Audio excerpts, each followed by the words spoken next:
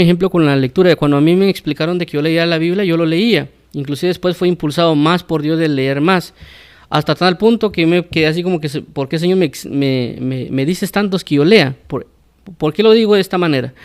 Porque en un momento yo ya leía, es decir, yo estaba en el bus, antes de entrar al curso de la universidad, inclusive si el profesor no llegaba yo me ponía a leer, y de repente una persona me dice, mira, tenés que leer más, y me llamaba por teléfono y me decía, mira, hay que leer más. Yo decía, pero si yo ya leo, entonces, ¿por qué tengo que leer más? O sea, me explico porque, o sea, ya leo 1 o 2 horas, ¿por qué tengo que leer 4 o 5? Por un ejemplo.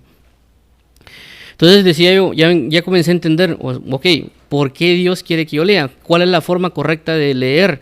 Entonces ya me iba a la Biblia y yo decía, bueno, la Biblia dice que leer significa aprender de nuevo, la Biblia significa que leer es convocar la presencia de Dios, la Biblia dice que leer es recibir, por ejemplo, la revelación de la verdad de Dios basada en la dignidad, que leer significa manifestar una dimensión y absorberla, y leer, etcétera, etcétera. Bueno, entonces cuando yo ya entendía eso, y yo ya guardaba diariamente la lectura, cuando venían situaciones difíciles de esclavitudes o de problemas y demás, entonces yo venía y agarraba el principio de la verdad que me había sido enseñado y lo aplicaba. Eso me libertaba de preocupaciones, me libertaba de esclavitudes, de una guerra. Entonces yo podía experimentar la libertad a través de haber conocido y de estar guardando la palabra del Señor Jesucristo.